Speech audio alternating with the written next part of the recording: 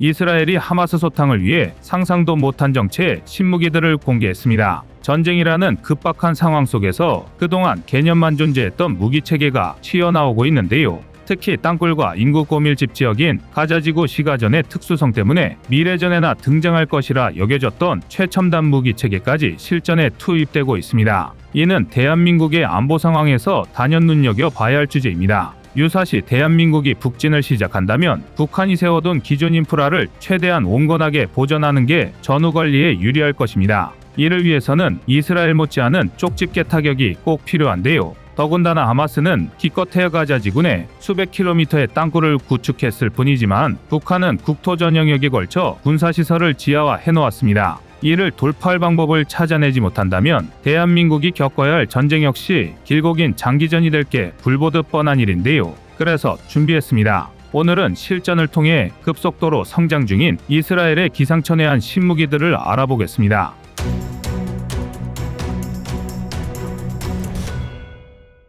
이스라엘 하마스 전쟁의 출구가 좀처럼 보이지 않고 있습니다. 전문가들은 우크라이나 전쟁 이상의 장기전을 염두에 둬야 한다고 경고하고 있는데요. 실제로 최근 하마스 포로들을 통해 이스라엘 대도시에 대한 추가 공격 계획과 함께 온건파인 서한 지구를 전쟁에 끌어들이려 한다는 증거가 속속들이 발견되고 있습니다. 만약 천만다행히 이스라엘 하마스 전쟁이 확전되지 않는다 하더라도 최소한 이스라엘과 팔레스타인의 전면전 상황은 피할 수 없을 것으로 보입니다. 아닌 게 아니라 이미 지난 7일 전쟁 발발 이후 지금까지 팔레스타인에서만 11,180명이 목숨을 잃었고 이스라엘에서도 6,800명 이상의 사상자가 발생했습니다. 이 와중에도 이스라엘은 차근차근 공격 범위를 넓혀가는 중입니다. 최근엔 이미 예고했던 대로 시가전에 돌입하기도 했는데요. 일찍이 국제사회가 우려했던 악명 높은 하마스의 지하터널 앞에서도 거침없는 행보를 이어가는 모습입니다. 사실 대부분의 전문가는 이스라엘이 이른바 가자 지하철로 불리는 하마스의 지하터널에서 보존할 것으로 예상했습니다. 흡사 미로처럼 건설된 이 비밀 터널들은 전체 41km, 폭 10km밖에 되지 않는 가자지구 아래 거미줄처럼 연결되어 있다고 추정되는데요. 최초 이스라엘군을 공격하기 위해 파기 시작했던 땅굴은 각종 상품을 들여오는 통로가 되었고 결국엔 하마스가 사용할 무기와 연료가 전달되는 밀반 입로가 되었습니다. 2021년 이후 현재까지 이스라엘군은 약 100km 이상의 지하터널을 파괴한 것으로 알려져 있는데요. 하지만 지하 30에서 40km 아래에 있는 데다 워낙 복잡하게 얽혀 있어 여전히 정확한 구조를 파악하지 못하고 있습니다. 때문에 이번 전쟁에서 이스라엘군을 위협할 하마스의 가장 강력한 무기로 언급되고는 했습니다. 적어도 이스라엘의 이 무기체계들이 실전에 투입되기 전까지만 해도 그랬는데요. 이 중에서도 시청자 여러분이 아실 만한 가장 유명한 무기는 바로 스펀지 폭탄입니다. 최근 이스라엘군이 물리적 폭발 없이도 하마스 땅굴을 무력화시키기 위해 실험 중이라는 사실이 알려지면서 더욱 화제가 되었는데요. 특수한 액체 물질이 들어있는 스펀지 폭탄은 각기 다른 액체가 담긴 봉투로 구성됩니다. 이스라엘군이 액체를 분리하고 있는 금속을 제거한 후 던지면 내부 액체가 혼합되면서 팽창의 터널 입구를 막는 방식입니다.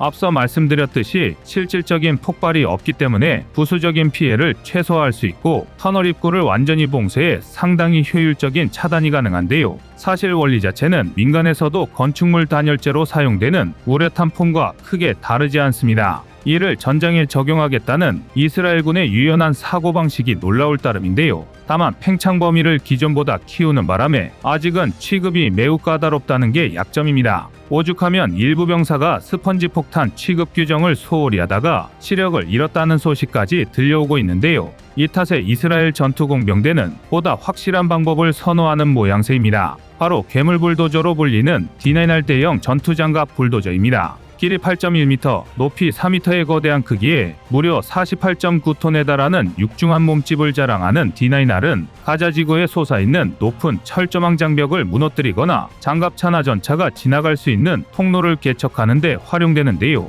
이스라엘 공병특수부대 야할롬이 최소 100여 개의 하마스 땅굴을 찾아내 파괴하는데 톡톡한 역할을 하기도 했습니다. 역시 우직하더라도 직관적인 해결 방법이 끝에 가서는 가장 효과가 확실한데요. 이러한 하마스 지하 터널에 대한 이스라엘군의 대응 방법은 대한민국에서도 반면교사 삼아 배워둘 필요가 있습니다. 이제 하마스의 땅굴 기술이 북한에서 넘어갔다는 건 기정사실이 되었습니다. 군사적 목적에서 북한의 땅굴 건설 수준은 세계 최고 수준입니다. 아닌 게 아니라 불과 30여 년 전까지 한국에서도 과거 북한이 만들어 놓은 땅굴이 발견되기도 했습니다. 우리 군에서는 북한이 최대 20여 개의 땅굴을 만들었을 것으로 추정 중이며 유사시 대남 침투용으로 사용될 수 있다고 경고하고 있는데요. 유지보수의 어려움과 지반이 단단한 한반도의 지리적 특성 등을 감안하면 지금까지 발견된 땅굴 말고 북한이 추가로 땅굴을 건설했을 가능성은 적다고 하지만 지하터널의 은밀성을 생각하면 불안을 완전히 해소하긴 어렵습니다. 더욱이 북한 내 주요 군사시설은 전부 지하화되었다고 봐야 합니다. 또한 반대로 대한민국의 지하시설이 유독 복잡하다는 점도 반드시 염두에 두어야 하는 부분입니다. 그만큼 침투할 수 있는 여지가 많다는 의미니까요. 육군 수방사가 주기적으로 지하공동구서 대테러 대비훈련을 하는 것도 유사시 서울의 지하시설을 이용한 적의 침투를 염려하기 때문입니다. 물론 지하 100m 깊이의 지하벙커도 타격할 수 있어 핵무기급 미사일로 평가되는 현무파이브를 동원하면 대부분 파괴할 수 있겠지만 북한의 땅굴 배치가 완전히 파악되지도 않은 상태에서 무턱대고 현무파이브를 날려댈 수는 없는 노릇입니다. 게다가 아무리 인구 밀집도가 떨어진다고 하더라도 민간인 피해를 유발할 수 있다는 점에서 벙커버스터 타격은 쉽사리 선택하기 어려운데요. 그렇다면 결국 보병을 이용한 각계 돌파가 반드시 수반될 수밖에 없습니다. 그리고 이 과정에서 가장 중요한 건 화력보다 지하 통신 체계입니다. 이스라엘 야알롬 특수부대는 일반적인 통신이나 GPS 활용이 불가능한 지하 환경을 고려해 로봇과 드론을 활용한 멈티 체계를 도입하는 한편 강력한 통신 장비를 사용해 지상과의 유기적인 연계성을 잃지 않았습니다. 덕분에 더 정밀한 작전이 가능했고 전투원들의 안전도 확보할 수 있었는데요. 이를 가능케 한 이스라엘의 견고한 통신 체계는 소형 드론 아이리스의 강력한 무선 신호를 기반으로 합니다. 사실 지하라는 특수 환경은 전투에 있어선 극한의 조건일 수밖에 없습니다. 어두운 곳에서 시야 확보를 위해 사용되는 야간 투시경은 주변에 어느 정도 빛이 있어야 유용하며 완전한 암전에서는 효용성이 적습니다. 때문에 빛이 전혀 들지 않는 완벽한 어둠의 공간인 지하에서는 열화상 기술에 의존해야 했는데요. 이스라엘군이 운용하는 아이리스는 드론의 영상 송신과 무기 부착이 가능해 훨씬 효율적인 공격을 가능하게 했습니다. 이외에도 이스라엘은 AI 표적 센터를 활용해 공격의 효율성을 높이고 있는데요. 이 AI 센터는 지상전 시작 직후부터 약 1200개의 하마스 공격 표적을 찾아내 이스라엘 방위군의 지상작전을 도왔습니다. 다시 말해 AI가 공격할 목표를 선정하고 추천하는 것인데요. 이스라엘군은 공습 대상 선택과 그에 따른 후속 전략을 수립할 때 이 AI 시스템을 활용하고 있습니다. 드론이나 위성 등에서 수집된 이미지를 AI가 분석해 표적을 확인하고 군사용 AI가 이를 제거하는 데 필요한 탄약의 무게를 계산해 알려주는 것이죠. 표적이 여러 개일 경우 우선 공격 순위까지 제한할 수 있으며 가용 전력에 적합한 공습 대상과 적정 시기까지 알려주게 됩니다. 물론 군사적 목적의 AI 기술을 공격 목적으로 쓰는 것은 너무 위험하다는 지적도 있습니다. 특히 불가피하게 사상자가 발생하게 되는 전쟁에서 인간의 생명 가치에 기반한 결정에는 AI를 의존해서는 안 된다는 윤리적 지적들이 많습니다. 때문에 이스라엘군 역시 AI가 포괄적이고 객관적인 데이터를 수집하면 그에 대한 표적 공격 승인은 군이 직접 내리도록 하고 있습니다. 이러한 군사 AI 기술은 미국, 중국을 비롯한 다양한 국가에서 활용되고 있는데요. 미국의 경우 최근 시속 1000km로 비행할 수 있는 AI 전투기 XQ-58 발키리의 시험 비행에 성공했으며 중국의 경우 마하 11로 날아가는 극초음속 비행기의 시뮬레이션을 실시하면서 F-35와 동일한 조건의 전투기를 불과 8초 만에 격추했다고 발표한 바 있습니다. 물론 중국의 경우 근거가 명확하지 않은 주장일 뿐이지만 AI 기술에 대한 관심과 노력은 충분히 짐작할 수 있는 부분인데요. 대한민국 역시 AI와 항공우주 기술을 미래전장의 승리를 좌우하는 필수 요건으로 여겨 AI 디지털 기반을 가속한다는 계획입니다. 또한 이미 지난 2021년부터 20건 이상의 AI 관련 무기체계 개발 과제를 진행하고 있기도 하죠. 이처럼 현대전에서 정밀함은 다른 어떤 가치보다 우선순위가 높습니다. 타격의 정밀도는 적의 주요 기지를 무력화하고 불필요한 사상자를 줄이는 데 필수적입니다.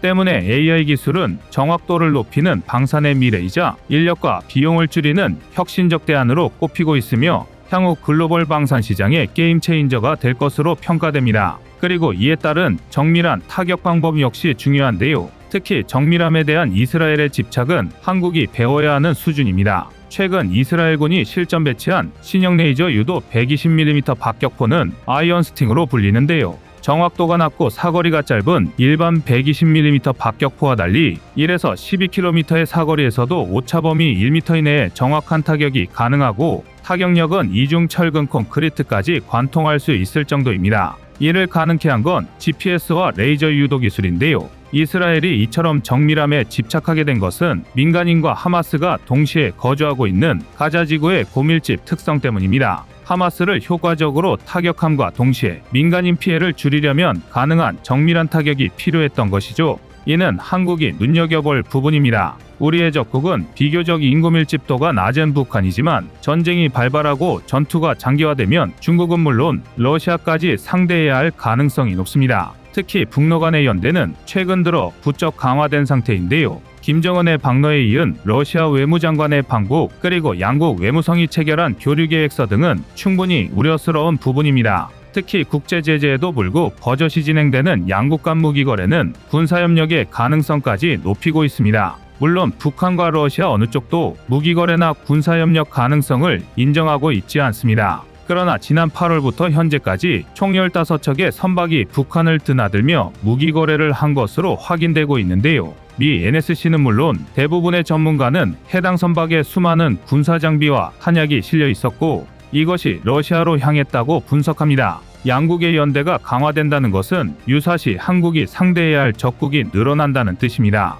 그리고 이는 곧 병참의 부족으로 이어질 수 있다는 것을 의미합니다. 그런 만큼 한국 역시 외과 수술 같은 정밀한 포격으로 원샷원킬 할 수 있는 고도의 전력을 마련할 필요성이 있는데요. 정밀함에 대한 이스라엘의 집착이 기존 120mm 박격포의 단점을 극복한 아이언 스팅을 만들었듯이 우리 또한 정밀함과 타격력을 갖춘 무기체계 개발에 나서야 할 것입니다. 이상 꺼리튜브였습니다.